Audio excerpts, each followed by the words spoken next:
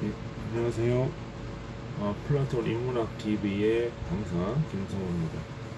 오늘은 그 정조의 탕평책, 그러니까 서양의 종교 개혁 사상이 어떻게 정조의 탕평책으로 이어졌는지에 대한 이야기를 조금 해보고자 합니다. 그러니까 우리나라 사람들을 보면 역사, 국내의 역사, 한국의 역사와 그 세계사를 분리해가지고 이게 연결이 안 되는 경우가 많아요. 그래서 과연 이 세계 정세의 변화가 어떻게 우리 삶에 영향을 주는지, 우리 국가에 어떻게 영향을 주는지에 대한 고찰이 잘 안 돼요. 그거는 무엇을 왜 그러냐면 우리 민족의 어떤 특수성이 이 한반도에 고립되어 있고 또 그런 역사적인 어떤 사대나 이런 중국 중심의 관점에 익숙한 나머지 세계를 보지 못하는 어떤 사관의 부재 이렇게 이야기를 해볼 수가 있겠습니다. 그래서 저는 이 대부분 한국사를 세계사의 틀 안에서 다시 보고자 하는 관점으로 지금 이제 역사에 대한 이야기를 좀 해보고자 합니다. 그 우리 생각을 해볼 거예요. 아니 이 종교 개혁이 어떻게 이 정조의 탕평책하고 연결이 된다? 이런 개념을 우리가 생각을 못 해보죠. 그렇지만 우리가 당시 국제 정세를 보면은 이것이 연결되어 있으면 알 수가 있어요. 자, 어떻게 보냐면 16세기 유럽에서 시작된 종교 개혁 운동, 그 중세 교황 종교 개혁 운동은 중세의 어떤 교회의 권위를 무너뜨리고 개인의 어떤 양심과 신앙의 자유를 가져다 주는 거죠. 이는 곧 어떤 그 30년 전쟁, 종교의 어떤 정치적 대립과 근대 과학의 어떤 혁명, 합리주의 사상을 낳게 되는 겁니다. 그러니까 종교의 권위, 교황의 권위, 어떤 교회의 권위가 상대적으로 축소되면서 어떤 과학 위주의 합리주의 정신, 개인주의, 자유주의가 이제 어떤 종교개혁 르네상스를 배경으로 해서 촉발이 되는 거죠. 종교개혁과 과학 기술은 예수의 선교사를 통해서 어떤 그 동아시아로 전파를 하게 돼요. 특히 이 종교 전쟁이 본격화되면서 이 어떤 교권을 해외로 팽창시키려는 그런 욕구가 강하게 일어나는 거죠. 그래서 천주교의 어떤 그 산하의 천주교 내에서 어떤 개혁 세력이었던 예수의 선교사들이 동아시아로 진출을 해요. 그래서 마테오 리치의 천주실이나 이런 그 아담 샬이나 이런 사람들이 동아시아 중국으로 진출을 하게 되는 거죠. 그런데 이렇게 중국에 진출을 했던 사람들을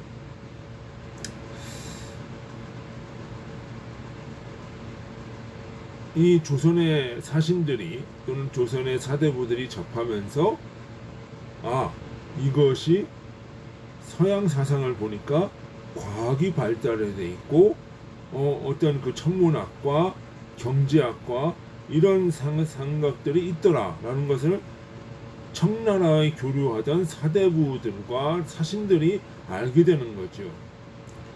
그러면서 우리도 이제는 그 어떤 양반 중심의 어떤 성리학 중심의 문치에서 벗어나서 실용적인 어떠한 학문을 해야 되겠다라고 하는 운동들이 일어나요. 그것이 바로 무엇이다? 실학이라는 거예요. 실학. 그래서 실사구시,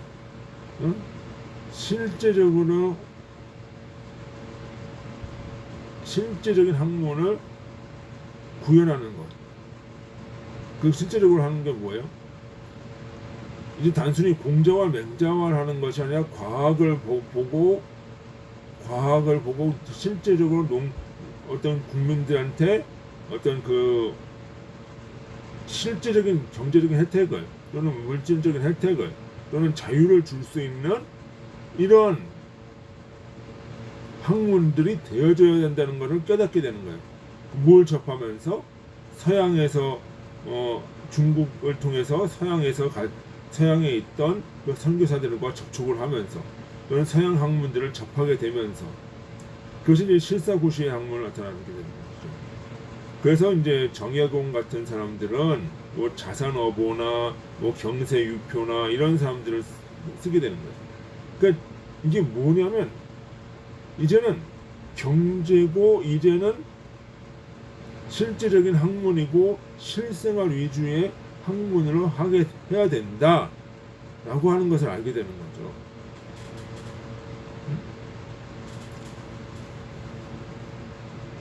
그래서 이제 그 정조도 그런 학자들과 교류를 하게 돼요. 자, 이게 왜 그러냐? 정조가 사실은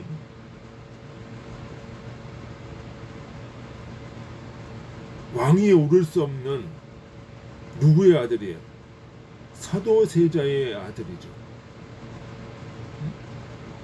근데 이 사도세자의 아들인데 그러면서 뭐예요? 노론과 격한 대립 구도를 처음에 형성을 하죠. 그러면 이 정조를 뒷받침할 수 있는 세력은 뭐예요? 제야에 있던 소론, 실학자들, 이런 세력들이 이 정조를 뒷받침하면서 자신의 어떠한 개혁 사상을 피력하고자 하는 거죠. 그러면서 사실은 이렇게 서양의 문물을 접해왔던, 서양의 천주교를 접해왔던 남강 정약용이라든가 정약전이라든가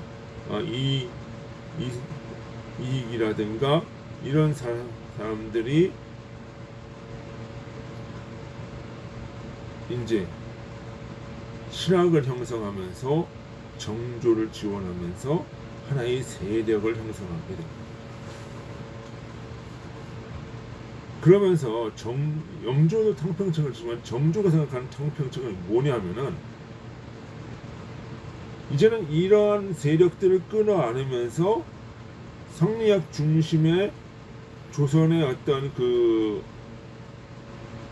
문제들을 이제 개혁하고자 했던 그런 군주가 등장을 하게 되는 거죠. 사실은 이러한 생각을 가졌던 것은 사실 실학 이전에 누가 가지고 있었어요? 소현세사가 가지고 있었죠. 그 인조 때 그 청나라의 볼모로 가져갔다. 볼모를 데려갔다. 그렇지만 소현세사가 죽으면서 그것이 뜻을 이루지 못했고,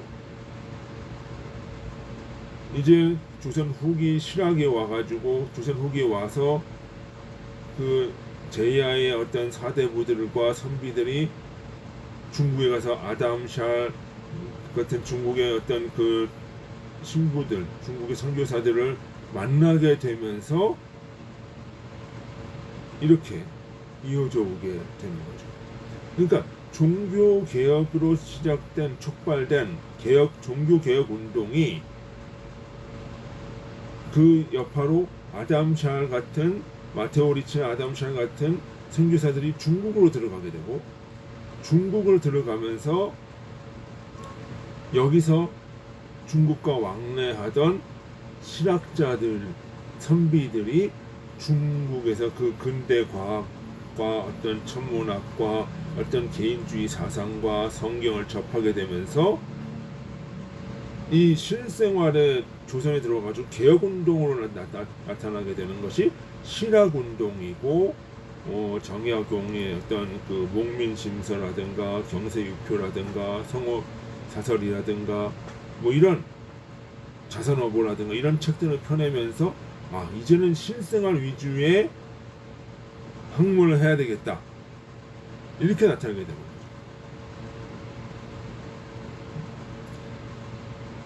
그러면서 사실 그 개혁운동이 일어났던 거예요. 자, 그런데 여기서 하나의 이제 개혁 운동이 어떻게 들어가냐면 실패로 들어가죠. 왜? 정조가 죽으면서 이 개혁 운동을 뒷받침해 줄 수 있는 정치적 권력이 사라지게 됩니다.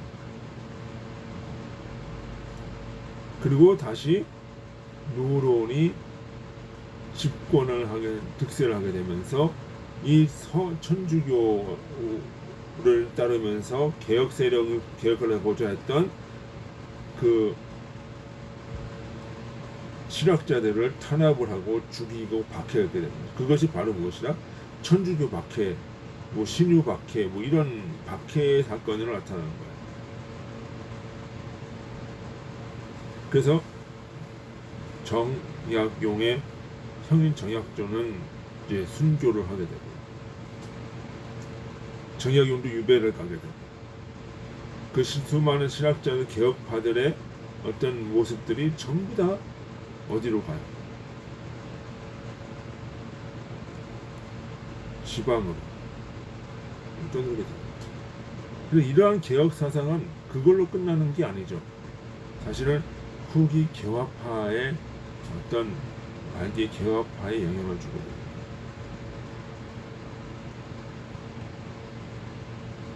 어떤 사람은 이런 실학을 동학과 연관을 짓는 사람이 있는데, 동학이라고 하는 것은 아니죠. 왜 그러냐면 동학은 기본적으로 서학에 반대되는 개념, 서양을 배척하는 개념이에요. 동학에 이어졌다라기보다도 후기 개화파로 이어졌다라고 하는 것이 나오는 거죠. 그러면서 이러한 어떤 서양의 어떤 사상을 접하는 것을 박해하는, 그러면서 기득권 체제인 어떤 노론이 득세를 하게 되고, 이런 과정 속에서 사실은 무엇으로 가냐면 이 안동 김씨의 어떤 그 족벌적인 어떤 정치 세력으로 나타납니다.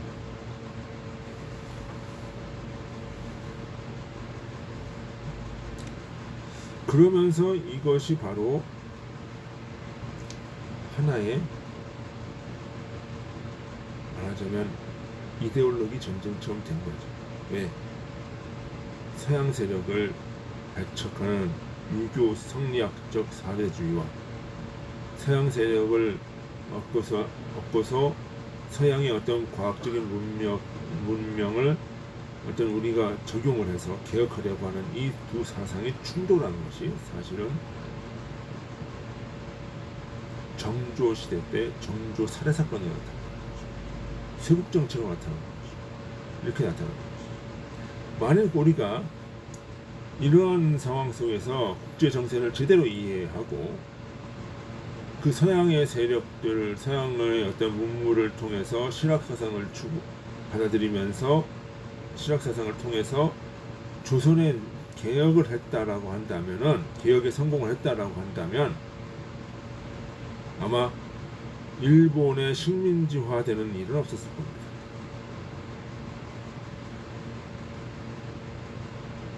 그런 면에서 지금의 우리 국제 정세를 다시 한번 생각해 볼 필요가 있다는 거죠.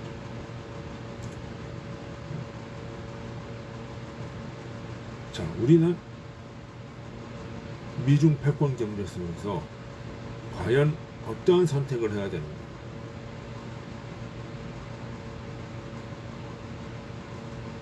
국제 정세를 정확하게 봐야 된다.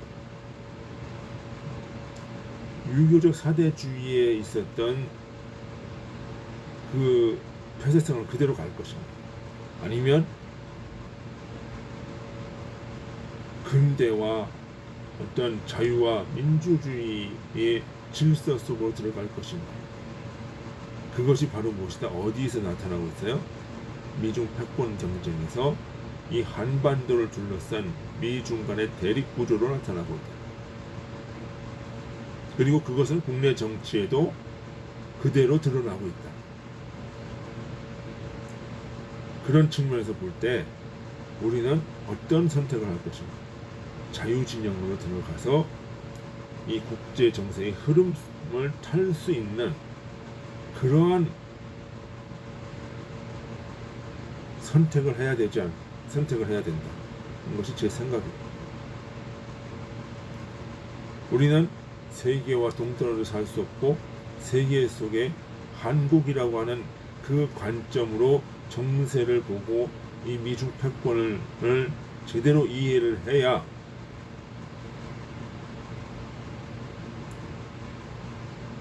우리가 올바른 선택을 할 수 있다. 이런 점을 저와 여러분은 분명히 알아야 할 것입니다.